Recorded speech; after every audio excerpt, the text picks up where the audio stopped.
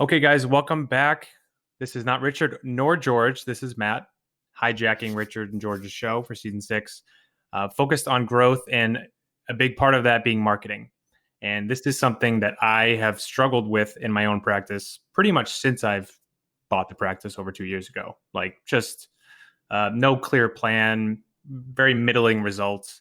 So we're going to have Keshavi come on, who is a dentist down in Texas, who is done a very successful startup and is extremely knowledgeable in marketing.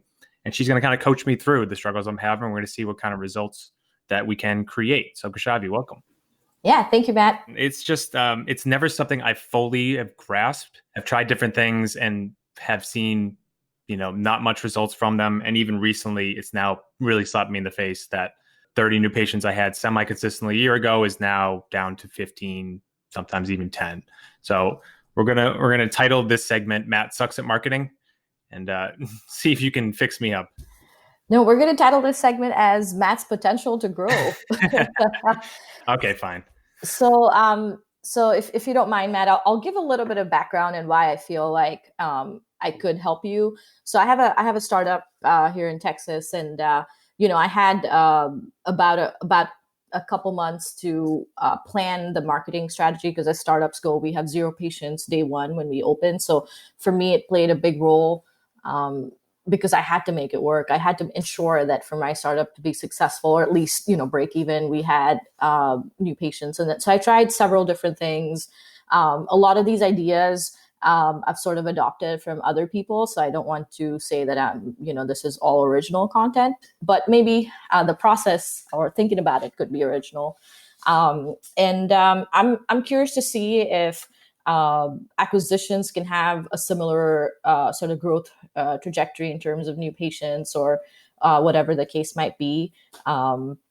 And I think in certain ways, there's some similarities and some parallels to where you're still a new dentist. And in so many ways, your acquisition also goes through a period of where the practice is now aligning with your vision and your goal, much like a startup. So there are some parallels there.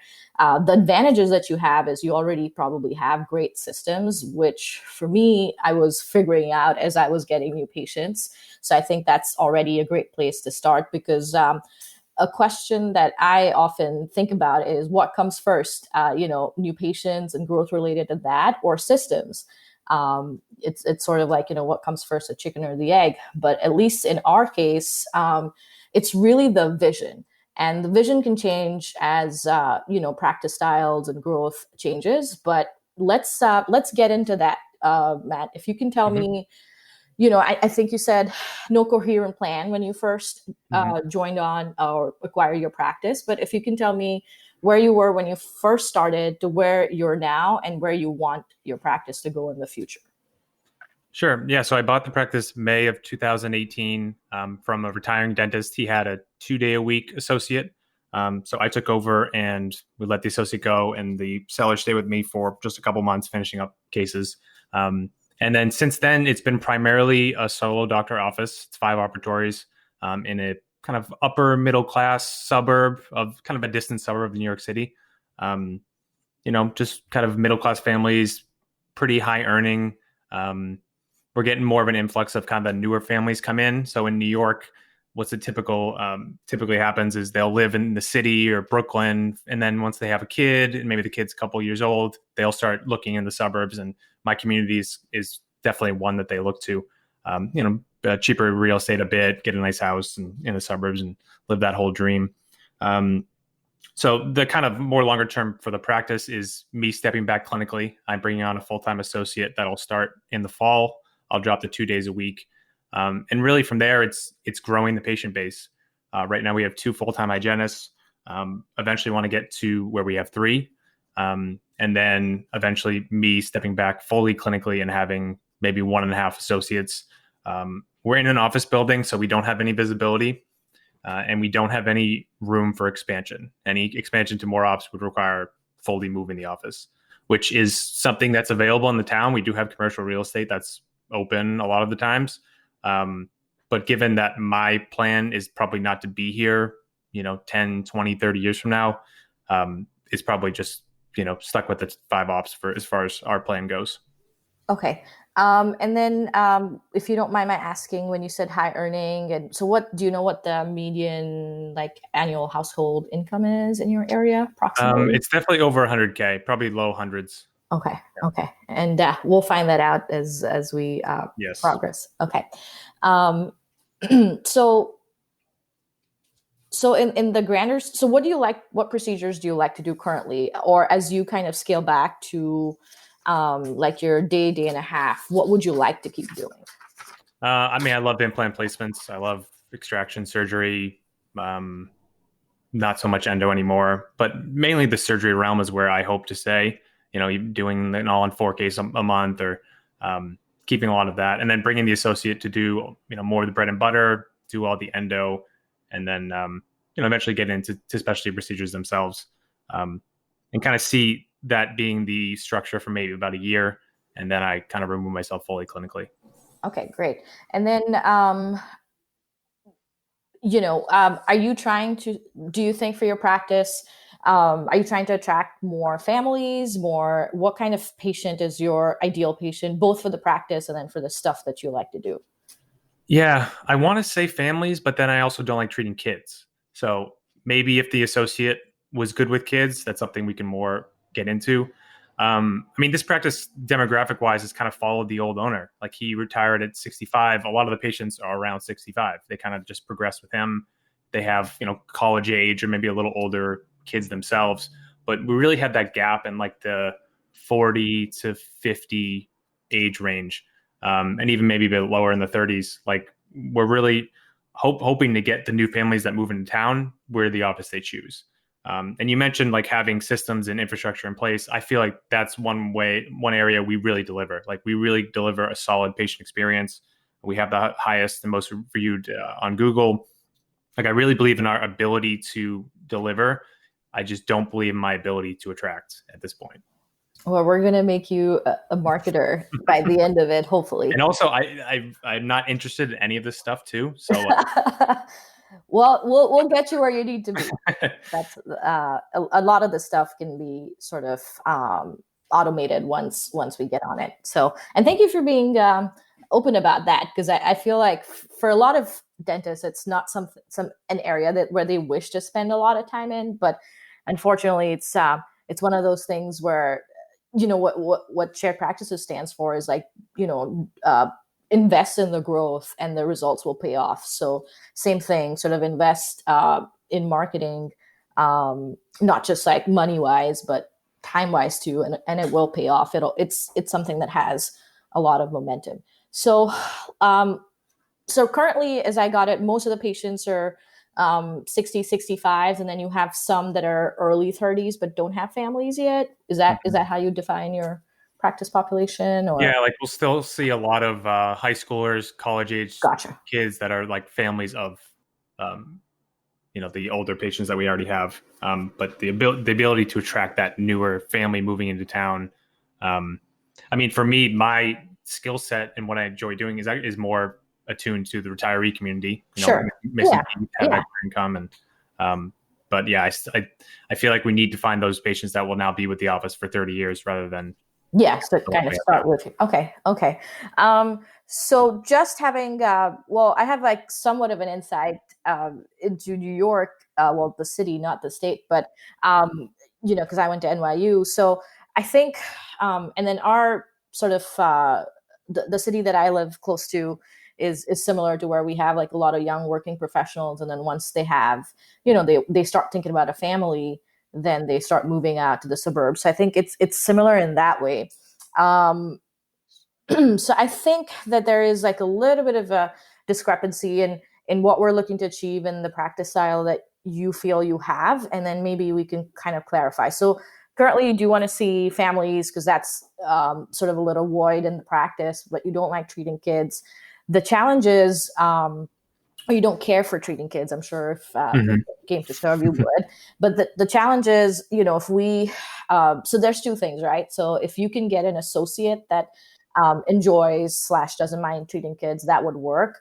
But what would happen if, let's say, the associate moved a couple years from now? So I think one of the things that we have to keep front and center is if we are trying to grow this sort of family-based practice, then that's something that you'll have to keep in mind for the future, to always have one or two associates who can have the opportunity to see kids. And I often say that you don't necessarily have to treat the kids, but as long as you can see them and your hygiene exams and your hygienists are good with them, that's really what matters. But I wanted to just kind of clarify / ask you if that's something that you can keep front and center if we are trying to grow this practice. I can make that a point to have the associate at least enjoy the thought of treating kids. And I think too, like in this associate church, I'm really looking for someone who's going to be long term, who will eventually get a portion of equity. Sure. Because I know, I've already had two, and the influx of associates is not something I'm looking for, in and out, and especially now that they're going to be more of a full-time presence. I definitely prefer someone I see longer term, and I'll kind of lay that out in the hiring process. Yeah, I just want to make sure it's not one thing that's like an absolute no. And then here's why it's important to have kids. And I'll call our patients, but the modern consumer wants everything like convenient, sort of easy to do, easy to set up. So in my experience, I've actually seen kid patients at my practice, and they've asked me if I see adults, which is, we have not like a pediatric dentist by any means, nor do I advertise.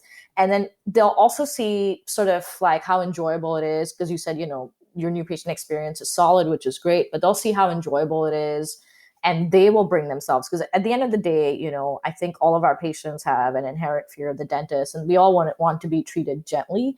And the way we can exhibit that is by treating their kids gently, because we go the extra mile when we treat their kids. And then plus, they don't want like the newer patients, and especially the ones who are sort of moving from an easy, accessible city life to the suburbs. In your case, will want, okay, like, well, you guys have all my insurance information. I don't have to keep repeating it. So there's so many nuances to why it just makes sense. I mean, I've had a lot of patients move from the pediatric office to our office just so that the whole family can be together, quote unquote. And it's enjoyable for me too. You'll see them, as you said, and I think that part is true, because you said, I want to also have these patients be long-term patients of our office. So they'll also see a natural growth and progression for your office and vice versa. So it is enjoyable. But and then the other thing that I'll say is kids in my practice form a good 20% of our patient population, which is a lot. And they're essentially not much work goes into seeing them. So I think it'll just sort of boost everything altogether. You'll just truly be their family practice. So I think you'll have to sort of refine your vision a little bit to where it includes a few more kids. And you don't have to even necessarily do the work, but as long as you can provide that stable dental home for them, it'll be useful. So yeah, and I think that's a lot where the associate can come in, that even if maybe they do just even a little bit more work on the kids than I would. Yeah. And then having, dropping clinical days will now give me some more freed up time to actually, like, if there's more hands-on things with marketing that are best served by me doing, that I'll have that time and space for it.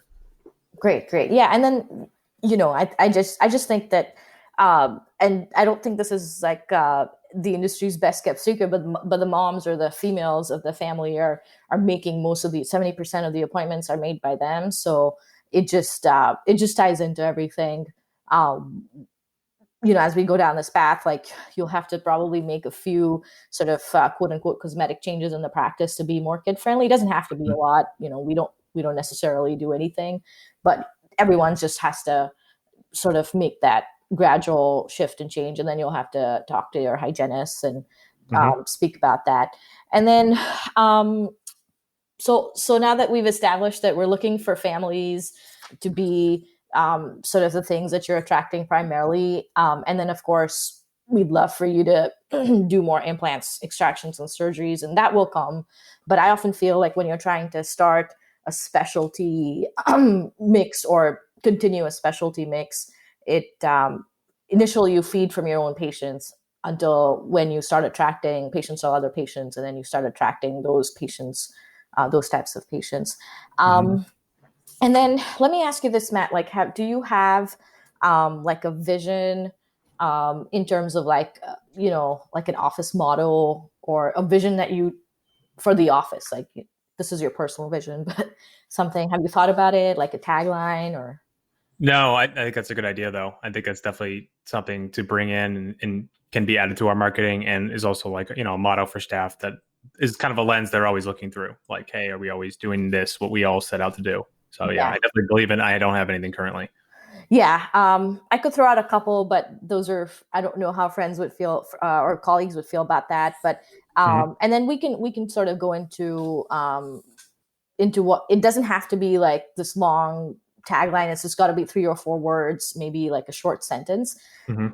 and then and that can kind of and then the reason I ask is it's kind of branding marketing, and it can go out on all of your marketing materials, and then of course it ties into the to what the team is doing. Hmm. All right, so we've seen that. Now, if you don't mind sharing what you're spending currently and what avenues are you spending it on?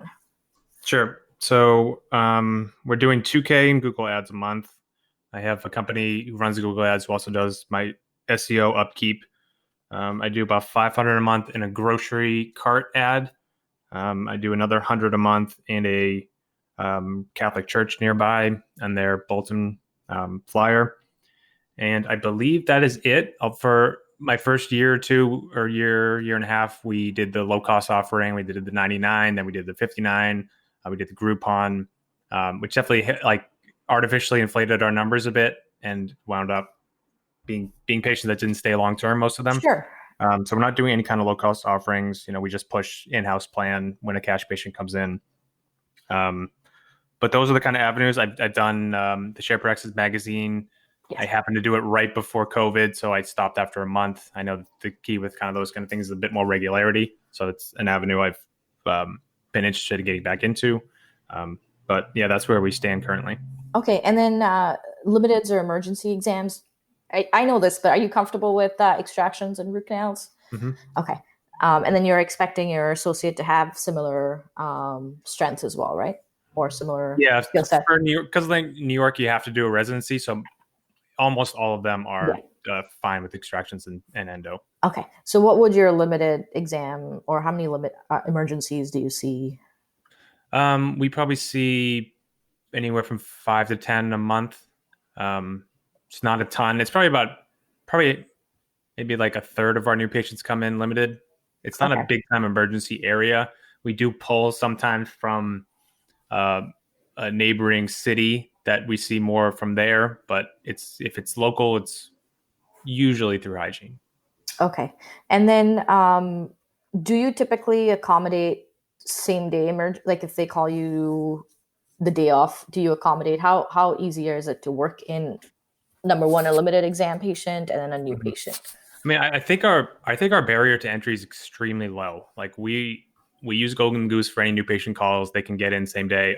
I can I would just say always. They can always get in same day, and like they can schedule local med online. Um, we have a texting service. I like to think that it's pretty easy to get in my office. If they do call or reach out Yeah, anyway. and like Okay. it's something I really believe in is outsourcing that new patient call, right? Because like a couple of days we ended 3 on Thursdays, 4 on Wednesdays, and we missed some calls that way, and this way none are missed. And we have Saturday hours, we have one late night, so I think we're pretty accessible to get in. Okay. Okay. And then how many consults would you see? Like I know you said you like doing implants and surgery. Do you see any consults for that or So we had at one point been doing Facebook ads targeted for implants, um, which gives you like gave a lot of inquiries, but a lot of it was patients who couldn't afford it. yeah. Um, so we would see probably 15, 20 inquiries a month through that service. I think I was spending 1,800 in Facebook ads on that. That's something we paused when COVID hit, and I haven't brought back. But for without that going on, just a couple a month, Okay. nothing. Yeah. 1 to 2. Okay. All right. And then so what is if you can and then I'll look at it more too, but if you can sort of give the listeners an idea of the community. I know you said you have sort of newer patients and stuff. But what is like immediately surrounding you in a 1, 2, 3 mile, maybe 5 mile radius for your town, and then the one that you said that you sometimes pull emergency patients from? Yeah, it's extremely suburban. A good amount of people commute into Manhattan to work. They'll take the train to get in. There are a bunch of dentists in town. I want to say 12 to 15 probably. The size of the town is pretty small, just maybe 3 or 4 square miles. Um, like I said, we're in a pretty ugly office building. It's gross looking, definitely. Not on a busy street by any means. But like the offices in town are, by my estimation, are very uninspiring. We have a bunch of mill type associate driven models, take every insurance under the sun. There's a couple similar offices to us. I don't believe anyone offers our level of service or the patient experience that they offer. Um, so I see the competition in town is very beatable, Okay. uh, but for whatever reason have not made inroads in that. Um, we don't we are not ranking. I know we'll get into a report of how I'm doing online. We're not in the top three in the maps. We're higher up in SEO, maybe two or three. But I've been working hard with my marketing company on getting those maps, and we're doing a whole new pictures and videos this week Oh, to add to the perfect. website and Good. get that rolling, and hopefully that'll kind of propel us a bit. Yes. Okay. Perfect. So this is a great time. Then I'm glad that that you're doing this after you're shooting for pictures and video after our call. So I mean, after our episodes, I'll give you some pointers on, Mhm. if you don't mind, Go for give it. you some pointers That's what I'm here for. on what to say. Okay. So really quick, office building. Do you have an exterior signage that you can use, or is it just on a pylon, or We what's your signage could, like? we could, and I would have to run it by landlords, I suppose, but we could hang a sign outside our window. One side, kind of in the corner of the office, one side's covered by a tree, but the parking lot facing side is something you could see if you drive down the street going, one way, not the other way. Okay. So there is opportunity that would be. I looked into it at one point just to hang something out there, but didn't pull the trigger on anything. Okay. Do you have a lot of cars passing you, or not really? Because you said it's like Um, one sided. we are right next to the post office, so we'll get cars going down there. It's like near heavily trafficked areas, but the actual street isn't as heavily trafficked. Okay. It's not like barren by any means, but Okay. yeah, And this is the digital age, so we're not really relying on right, signage, but it's good to know or have. yeah, Okay. Um, and then all right. So I think one thing that we'd like to do is sort of have like an SEO slash like um, sort of local office visibility, all the offices visibility report, along with a demographic report to see what your office to patient population is. The reason being, let's say there's, really the 12 to 15 offices in your area, and your, dentist to population ratio comes up to 2,000, which they're saying for metro city areas is what's required. And if that's not the case, then we have to sort of increase the radius to where you can pull from other towns, and then still get it to where your marketing or your inroads sort of attract more patients. And I love that you said you have a great experience. The other offices are uninspiring, which makes your office inspiring. So that's going to be, again, one of the things that we'll try and sort of project out in your branding and marketing, and then go from there. And then I think from previous episodes that I've heard of you, Matt, you said that you introduced some technology. You're like doing intro pictures, handing the patients the iPad. So how would you say like the technology of your office is in terms of what patients feel? Not, I mean, I'm sure you have a CBCT and stuff like that. yeah, But yeah. I mean, I think both from the external being like how easy it is to schedule, like everything can be done on your phone. Don't even need to call us. You can schedule right in there. To actually being at the office. Now we just installed, we've always had TVs in front of them, like big sure. 50-inch, and now we have the ceiling TVs going. We do the intro photos. We put on Netflix or YouTube TV for them. Got Okay. music playing in the office. Great. We're big into the iTero, thanks to you. Yeah. So that a lot of patients get scanned in hygiene. Yeah, I think we're in a pretty good place as far as what we're able to offer. Experience wise, before COVID, did the paraffin thing and the the warm Sure. towels after their appointment, and Great. yeah, trying to make it as pleasant as we can. Okay, great, great. And then how many patients would you say you get through local med, even if it is existing patients of the practice, or how many appointments get booked through local med? Maybe like 10 a month. Okay. Um, Do you yeah. think those are new or returning patients? We'll get both. Maybe like 7 or 8 will be new. Okay. Some are returning. Like if we're doing recall, if we're calling recall, we'll send them also a text with a link to schedule directly, the younger Okay. people. Okay. And this might be a PBN thing, but currently, and if you don't mind saying or sharing with us, what is the average amount a new patient, quote unquote, spends? Or I guess like with Mhm. insurance. And so that way we can um, sort of see how many patients you need or what, sort of plan for growth. Sure. So I'll look right now. The average new patient is about 450. Okay. And Um, then, returning patients about 650. okay, wow. So you're doing or diagnosing and performing a lot of dentistry on. And there's very little I'm unwilling to share. Okay. So I really don't care sharing everything, Okay. honestly. And then if you can tell, I guess this is a little bit new for me, but maybe for acquisition owners, how is or what contributes to your returning patients um, sort of value being higher than your new patient? Um, they're easier to agree to treatment. Okay. Um, the trust is already built in Sure. there.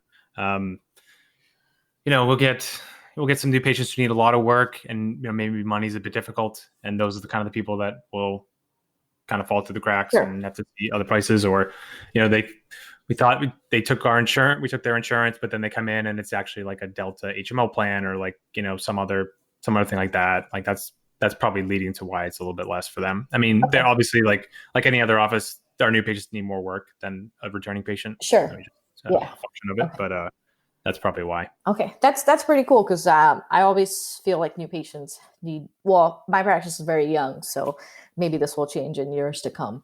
Um, okay, so then I'm glad you shared that with me. So you would you like for your new patients or to have PPO dental insurance, or what is your new patient? I mean, I guess like your patient mix in terms of insurance, cash, and others. I would definitely prefer them to have a PPO insurance versus cash. Okay, Just in the fact that it's they're more agreeable to treatment when half is being covered or 80% is sure. being covered. Yeah. As long as they have one of the ones we prefer. We're in network with 5 or 6, and then we're pretty good at a network with 3 or 4. So I prefer them go that route. Like I said, with the cash patients, we convert them to the in-house plan. For the cleanings, get a discount off treatment, and that works pretty well as a retention piece. Um, but yeah, if it was a family with a good PPO insurance, is exactly what I'm looking for. Okay, and then this might take a few minutes, but let's put these values. So let's say your average new patient brings in about 450.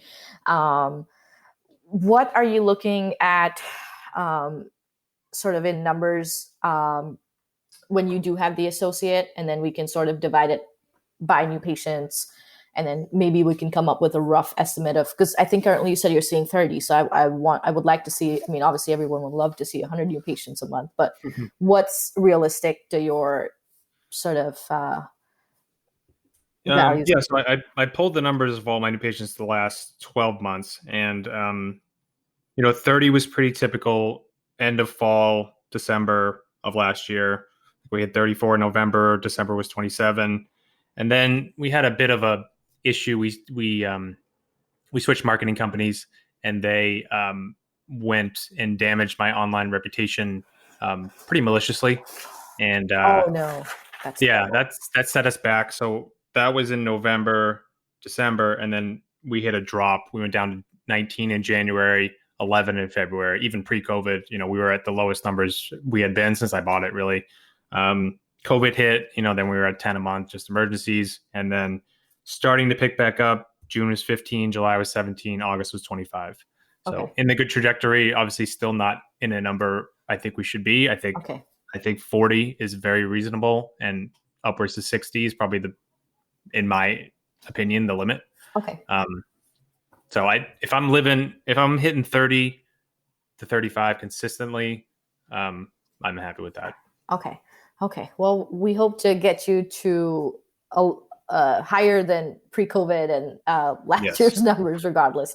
Um, and then one thing that I'd love to focus on is also like figuring out a way to get limiteds or emergencies in. I feel like long term, maybe they don't add as much to our practice, and that they're not the best like recall patients, but short term, um, they're pretty good. And then one thing I'll say is, because my hygienist and I always kind of butt heads on, you know, sometimes they're wanting to take care of the perio needs before the patient's chief concern. And I always like to say that whether it is the patient who comes every 6 months or the patient who comes once every 3 years, both have chosen for me to be their dentist, and I'm going to do right by each of them. And sometimes it's kind of lost. Like some people don't like limiteds, and of course in your practice you're doing all those procedures that can help them, but I often feel like they're the quickest way to grow the practice. And these patients are often the most grateful. They'll leave you the best reviews, and they'll tell other people and recommend other people. So that's one thing that I like to focus on, increasing your new patient numbers, but also increasing the amount of, or the limited exams that you have, because they're out there. We just have to show them the way to your practice. Okay, so we'd like to increase your new patient flow to about between 40 to 60. And then also maybe I'd love to see 1 or 2 emergency exams for you every day, if possible. So if you're open, I guess, like That'd be great. yeah. Yeah, I mean, I'm with you. I love limited exams. I just, And then, like doing the procedures, love having the person, and it's, they're obviously more agreeable when it's something urgent. yeah, and that might be sort of unique to you and me, because with squeezing in an extra exam and then with squeezing in maybe a same day treatment, like you and I have to work hard too, or the dentist out there has to work hard too. Maybe you stay a few minutes late, or maybe you work through lunch to get them going. And it's not everyone's practice vision, but I think that's also an important part of growth in your practice. And you never know. A lot of limiteds now bring their kids to me because they have the insurance that we'll take. So Yep. they'll add to your practice one way, shape, or form. Okay.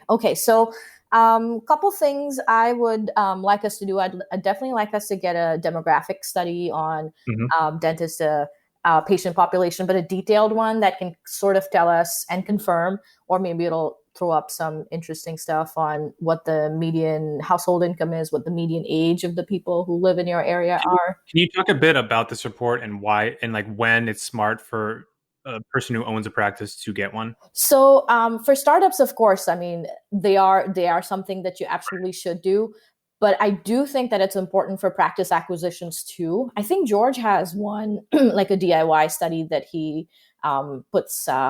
It is available for anybody who emails. I think I have his, which is a DIY one. But it really, as an owner with acquisitions too, you're going in and the growth potential too, because oftentimes we get lost with what procedures can you add, how many active patients. But as you know, there's some attrition, or at some point you're going to have done a lot of dentistry on some of these recall patients. Of course, practice by numbers tells us the percentage and stuff like that. But I think it's important right at the onset. So whether for a startup, it's before you even choose your location, and it should play a decent role in acquisitions as well. And then, even if you have to acquire practice, it's so much, quote unquote, easier to acquire one where the demographics are in your favor. But it also tells us the spending potential or the earning potential, because I think my area is about 70,000 is the median annual income. So I had to really figure out what I was going to offer in terms of payment options being flexible. And to my surprise, when I got practice by numbers, our average patient spends a lot. So clearly what I'm doing is working, because, and there is room for all practices, right? Like there is a need for a Medicaid sort of population. There is a need for HMO population, fast-paced dentistry, your boutique practices, and your fee for service. And one is not worse or better off than the other, but I think it's important to know what you're aiming for, what you're shooting for, and what you have to work with. So, your practice, I would think that some of these families might have some expendable income. So then are we going to suggest, or if we suggest more elective treatment, are they going to be able to accept it? Or do you need to be flexible with, I mean, we all are being flexible, but I think that helps quite a bit because your patient population will definitely be able to afford a single implant. And then we have to tailor about, case presentation and how you talk to them about it. So I think we're in a great spot.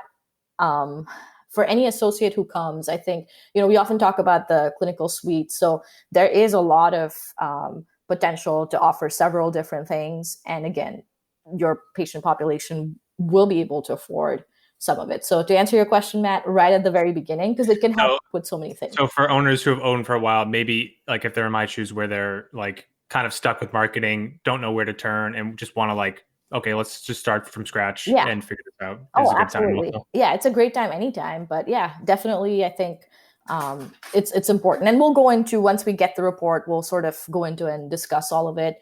And and then the newer ones are really sophisticated, in which they'll give you like your SEO ranking, your online presence ranking, and stuff like that. And then once we sort of discuss on which one to use, I guess you can share with our listeners. Yeah, absolutely. On stuff like that. And then the last question I have is, I think you said you're spending about $2,600 a month.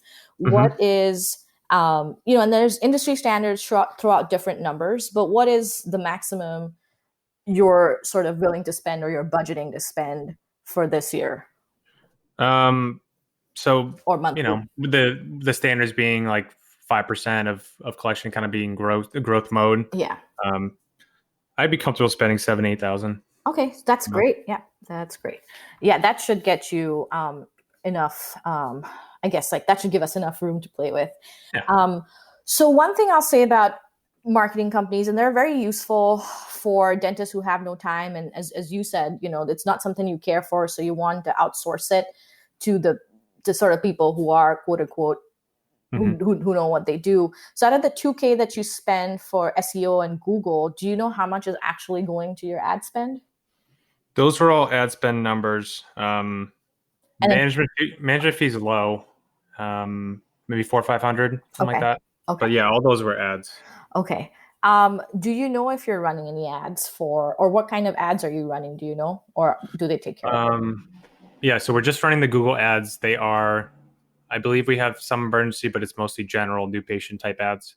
That was another question kind of to bring to you, is like what to make those ads, because right, like I'm more at the whim of what my marketing company thinks is best, and who knows if that's the right way or not.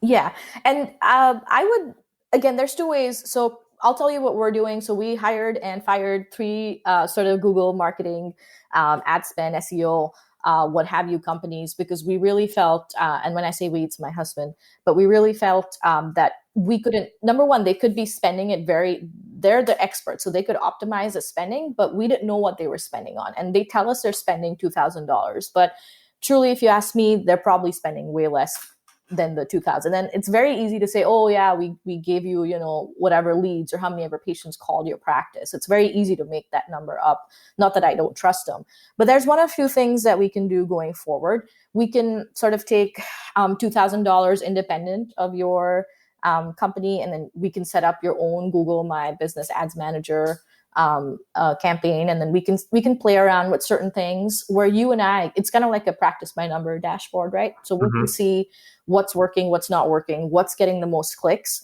And then honestly, you'll even see, so weekends, I don't run any ads because, even if someone were to click, they can't call you. Maybe they'll book online, but so it's, and then you'll see like which day of the week too, you get the maximum amount of clicks or the call volume or the site volume. Yeah. And that it must be Mondays, because that's when all the new patients flooded. And Mondays, so they've had, and then Facebook ads and stuff like that. We'll go into that too, but I run them all the time because they're just very, very cost effective.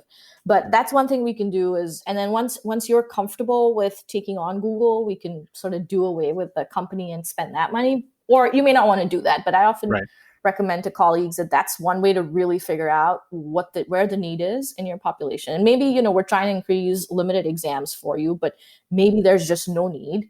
at all. I don't think that that's true, but it's a possibility. So one thing that I'd like to do is the thing that gives us almost immediate results. And I love that you're able to open up like your pocketbook and spend is Google AdWords, because these are patients who are looking for a dentist already.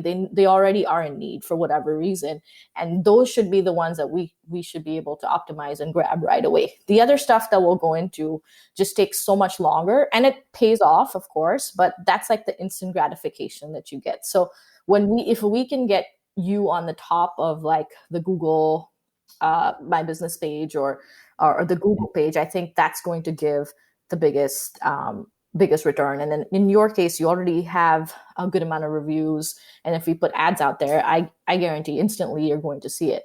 The challenge that a lot of dentists have is, if you go in and log into your dashboard every day, you'll see like $500 spent today and you didn't get anything. But you and I know that, even with emergencies, right? Like sometimes they need an extraction, sometimes they need a root canal, and sometimes they need something else. So not every patient is productive, but it is a numbers game, right? So eventually, I think 20% of our patients contribute to 80% of, I guess, like the annual, like the monthly collection. So same thing, it is a numbers game. So sometimes I feel like dentists get stressed if they're like logging in every day, but commit to the cause, right? Like if you said you're going to spend, let's say $3,000 on Google AdWords, then don't look at it when you spent $1,500, because you might not have gotten much out of it. But when you spend the full amount, that's when you truly know if you need to or not. So I have a question. Yes. So how would this happen? So a kind of a DSO office came into town not too long ago.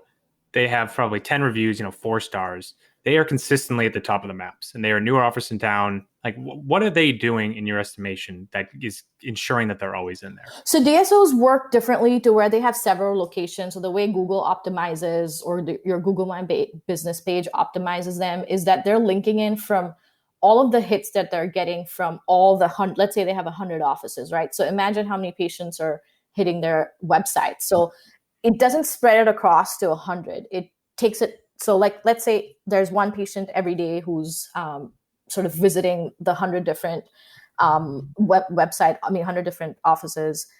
For Google, that means that DSO is getting 100 hits a day in your town. So it kind of all links them together, if that makes sense. Maybe you could explain it better. But for them, it's like, oh, everyone's going to this main website. And it could only be a few patients, but that's how it brings it up higher and optimizes it. So that's a great question. And in the demographic study that's going to have that, we will find out if that's the case. And I'm very interested, because I've been pulling my hair out with this kind of stuff about how these offices are consistently at the top. And I really doubt that it's because of like gross outspending, or I just feel like they're optimizing something that maybe we're missing. Yeah. And it's just like one of those things that it's naturally optimized for Google. So they don't even have to do anything. They just have to link their location to that main website.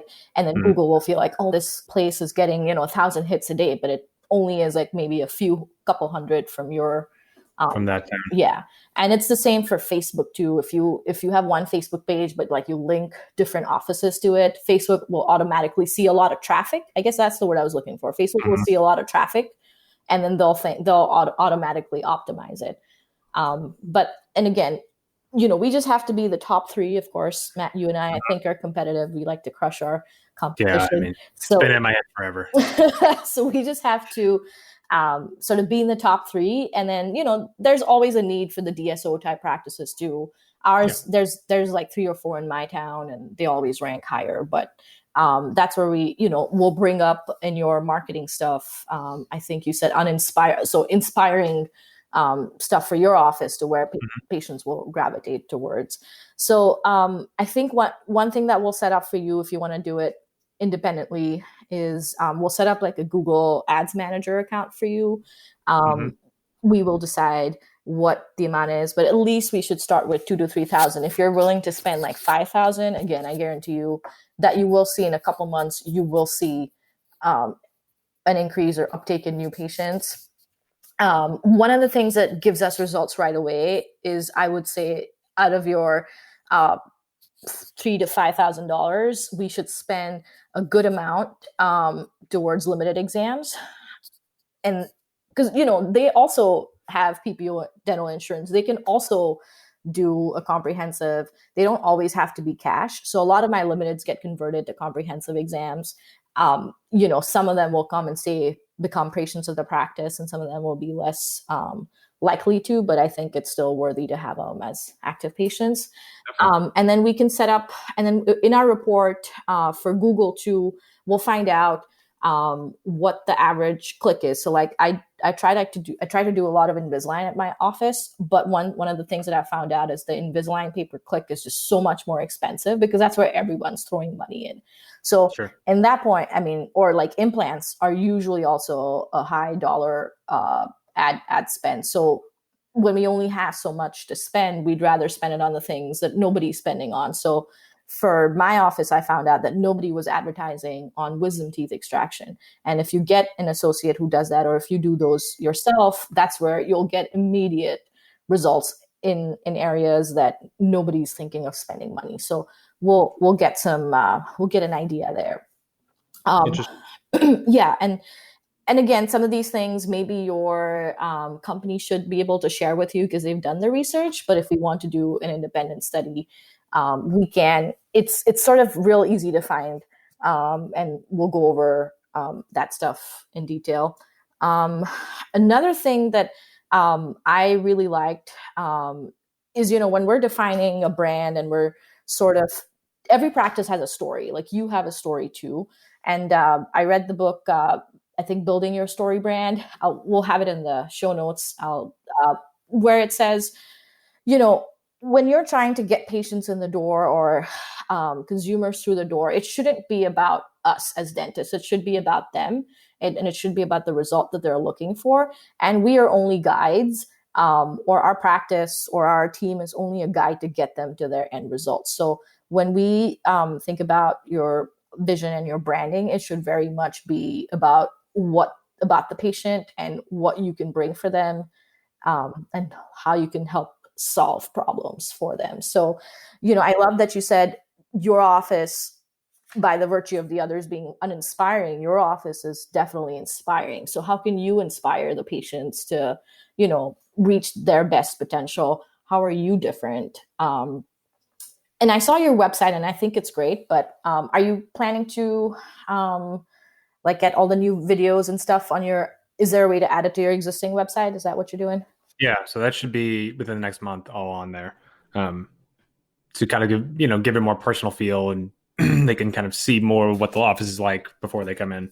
And then, and then we'll talk about maybe on air or off, but we'll talk about some ideas of what you should include in your sort of doctor introduction video and how we can sort of gear it towards. It's always about the patient, which it truly is. I mean, if you think about it, if patients didn't exist, we wouldn't have a job.